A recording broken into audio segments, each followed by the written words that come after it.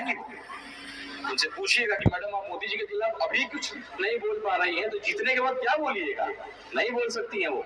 उन्हें वोट चाहिए वैश्य समाज का, खास करके। आपको विश्वास दिलाता हूँ, आप एक सांसद दीजिए, अगले विधानसभा में 50 विधायक होंगे इस पार्टी के।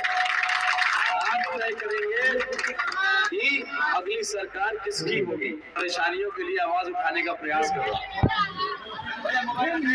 समस्याओं को बहुत नजदीक से, बहुत करीब से देख रहा हूं।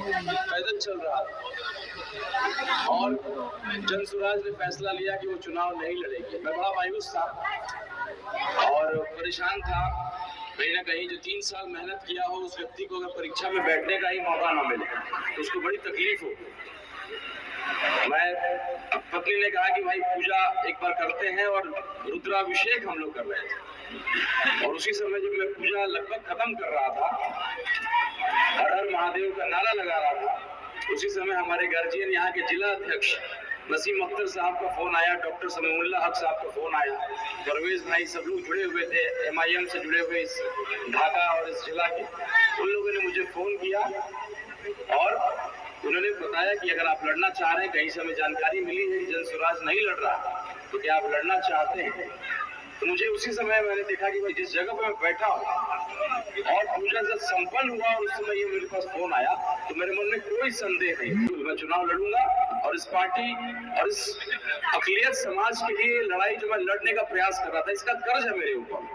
मेरे पिताजी जहां भी पहुंचे, मंत्री रहे, सांसद रहे, मधुबन से आप लोगों ने लगातार उन्हें चुनाव जिताया, उसमें अकलियत की सबसे अहम भूमिका थी, उसका कर्ज था मेरे ऊपर। अब वो कर्ज और मेरे ऊपर लगता चला जा रहा है। जिस तरीके से मैं घूम रहा हूँ, ढाका हो, बरगनिया हो, खास करके जो अकलियत समाज का जो प्यार मिल रहा है मुझे, वो तो कर्ज उतारने निकला था लेकिन वो कर्ज और चढ़ता चला जा रहा है। मैं आपको आश्वस्त करता हूँ कि आपका ये शिवहर का बेटा कयामत के आखिरी रात तक इसी पार्टी में रहेगा। इस पार्टी से जुड़ा है, जो प्यार मुझे मिल रहा है।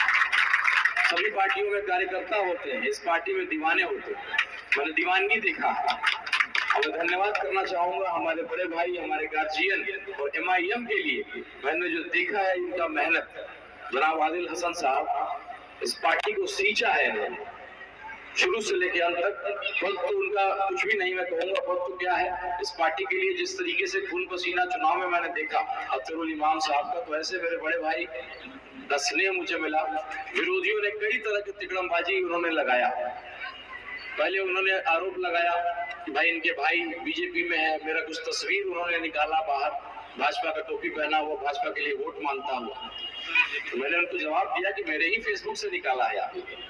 आदिल साहब ने बोला, बड़े भाई साहब ने मुझे बोला कि हटा क्यों नहीं दिए। मैंने बोला क्यों हटाऊं, मैंने गलत क्या किया है। तो मैं राजनीति में था ही नहीं, मैं नौकरी किया करता था, 10 साल पुरानी बात है। और भाई के नाते भाई को चुनाव में केवल मदद करने आता है।